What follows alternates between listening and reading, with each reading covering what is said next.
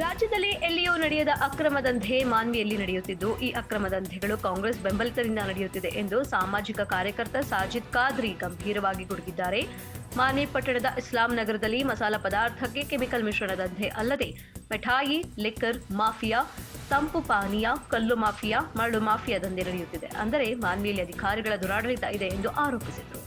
ಗಡ್ಡ ಹಾಗೂ ಟೋಪಿ ಹಾಕೊಂಡು ಅಕ್ರಮ ದಂಧೆ ಮಾಡುತ್ತಾರೆ ಅಂದ್ರೆ ಆ ದೇವರು ಮೆಚ್ಚುತ್ತಾರಾ? ನಿಮಗೆ ಜನರ ಪ್ರಾಣದ ಜೊತೆ ಚೆಲ್ಲಾಟವಾಡುತ್ತಾರೆ ಅಂದ್ರೆ ಖದೀಮರನ್ನು ಹಾಗೂ ಬೆಂಬಲ ಕೊಟ್ಟವರನ್ನು ಸಹ ಅರೆಸ್ಟ್ ಮಾಡಬೇಕು ಎಂದು ವಿಡಿಯೋದಲ್ಲಿ ಆಗ್ರಹಿಸಿದ್ದಾರೆ.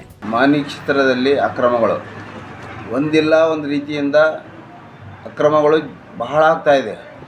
ಇದು ನೋಡಿ ನಮ್ಮ ನಾಚಿಕೆ ಆದಂಗೆ ಆಗಿದೆ. ಕಂಪ್ಲೀಟ್ ತಲೆ ತಗ್ಗಿಸುವಂಥ ಘಟನೆಗಳು ಆಗ್ತಾಯಿವೆ. ಮೊನ್ನೇನು ಕಡ್ಡಿಗುಡ್ ರೋಡಿಗೆ ವಿಷಪೂರಿತ ಮಸಾಲ ಪದಾರ್ಥಗಳ ದಾಸ್ತಾನು ಸಿಕ್ಕಿದೆ, ಅದು ಅಂತ ನೋಡಿ ಪೂರಾ ತಲೆ ಕೆಟ್ಟೋಗಿದೆ. ಇದು ಏನಾಗ್ತಾಯಿದೆಪ್ಪ ಮಾನ್ವಿಯಲ್ಲಿ? ಇಷ್ಟೆಲ್ಲ ಅನಾಹುತಗಳು ಅಕ್ರಮಗಳು ಆದ್ರೂ ಅಧಿಕಾರಿಗಳು ಯಾಕೆ ಸುಮ್ಮನೆ ಕುಂತಿದ್ದಾರೆ? ಮೊನ್ನೆ ನೋಡಿದೆ ನಾನು ವಿಡಿಯೋ ಕೆಲವು ಬಂದಿದ್ದು, ಒಬ್ಬ ಪೊಲೀಸ್ ಅಧಿಕಾರಿಯಲ್ಲಿ ಬಂದಿಲ್ಲ.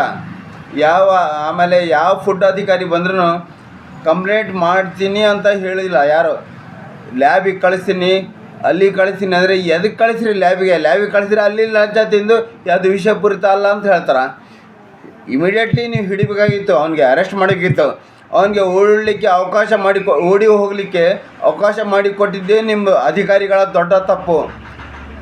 ಇಲ್ಲಿ ಪೊಲೀಸ್ ಅಧಿಕಾರಿಗಳಾಗಲಿ, ಫುಡ್ ಅಧಿಕಾರಿಗಳಾಗಲಿ, ಆರೋಗ್ಯ ಅಧಿಕಾರಿಗಳಾಗಲಿ ಎಲ್ಲರೂ ನಾಲ್ಕು ನನ್ನ ಮಕ್ಕಳು. ಇಂಥ ಭಂಡ ಕೆಲಸ ಅಕ್ರಮಗಳೇನು ಆಗ್ತಾಯಿದೆ, ಇಂಥ ಅಕ್ರಮಗಳನ್ನು ನಾನು ನೋಡೀನಿ.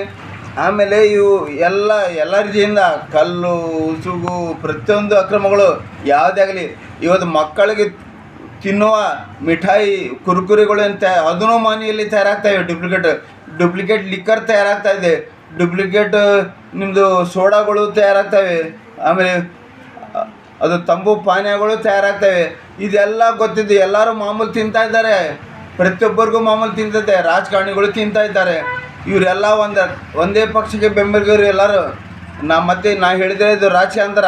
ಯಾಕಂದರೆ ಈ ಅಕ್ರಮ ಮಾಡೋರು ಎಲ್ಲರೂ ಕಾಂಗ್ರೆಸ್ ಬೆಂಬಲಿತರು. ಮುಲಾಜಿಲ್ದಂಗೆ ನಾನು ಹೇಳ್ತಾ ಇದ್ದೀನಿ, ಅಕ್ರಮ ಮಾನ್ವಿ ಕ್ಷೇತ್ರದಲ್ಲಿ ಏನು ಅಕ್ರಮ ಮಾಡ್ತಾಯಿದ್ದಾರೆ ಇವರೆಲ್ಲರೂ ಬಹುತೇಕ ಕಾಂಗ್ರೆಸ್ ಬೆಂಬಲಿಗರು. ನಾಳೆ ಅವ್ರು ಯಾಕಷ್ಟು ಧೈರ್ಯವಾಗಿ ಮಾಡ್ತಾಯಿದ್ದಾರೆ ಅಂದರೆ ಇವರು ಬಚಾವ್ ಮಾಡ್ತಾರೆ.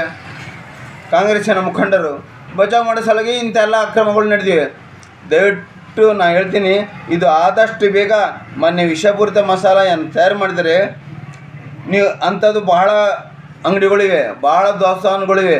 ಅಂಥವಕ್ಕೆಲ್ಲ ನೀವು ತನಿಖೆ ಮಾಡಬೇಕು. ಈ ವಾರದಲ್ಲಿ ಕಂಪ್ಲೀಟ್ ಪ್ರತಿಯೊಂದು ಅಂಗಡಿ ಕಿರಾಣಿ ಅಂಗಡಿಗಳಲ್ಲಿ ಪ್ರತಿಯೊಂದು ಅಂಗಡಿ ಡಬ್ಬೆ ಮಾರಾಟ ಮಾಡೋದಲ್ಲಿ ನೀವು ತನಿಖೆ ಮಾಡಿ ಅವ್ರಿಗೆ ಅರೆಸ್ಟ್ ಮಾಡಬೇಕು. ಇಲ್ಲಾಂದರೆ ಮುಂದಿನ ದಿನಗಳಲ್ಲಿ ಉಗ್ರ ಹೋರಾಟವನ್ನೇ ಮಾಡಬೇಕಾಗುತ್ತೆ. ಇದು ನನಗೆ 2 ದಿನ ಆರಾಮಿದ್ದಿಲ್ಲ, ಅದಕ್ಕೆ ನಾನು ಈ ವಿಷಯದಲ್ಲಿ ಹೊರಗೆ ಬಂದು ಹೇಳಿಲ್ಲ. ಇವತ್ತು ನಾನು ಹೇಳ್ತಾ ಇದ್ದೀನಿ, ಇದು 1 ವಾರದಲ್ಲಿ ಅರೆಸ್ಟ್ ಮಾಡಲೇಬೇಕು. ಅವನಿಗೆ ಓಡಿ ಹೋಗಲಿಕ್ಕೆ ಅವಕಾಶ ಮಾಡಿಕೊಟ್ಟಿದ್ದೆ ಭಾಳ ದೊಡ್ಡ ತಪ್ಪು. ಇವರೇನು ಮಾಡ್ತಾಯಿದ್ದಾರೆ, ಒಂದು ವೇಷಧಾರಿ ಹಾಕೊಂಡು, ಗಡ್ಡ ಬಿಟ್ಟು, ಟೊಪ್ಪಿ ಹಾಕೊಂಡು, ದಿವಸ 5 ನಮಾಜಿ ಮಾಡಿ ಇಂಥ ಲಪುಟ್ ದಂಧೆಗಳು ಮಾಡ್ತಾರೆ ಅಂದರೆ ನಾಚಿಕೆ ಬರುವಂಥ ಕೆಲಸ. ಇವತ್ತು ನಾವು ಆ ಸಮುದಾಯದಲ್ಲಿ 5 ದಿನ ಅಂದರೆ ನನಗೆ ನಾಚಿಕೆ ಆಗ್ತಾಯಿದೆ.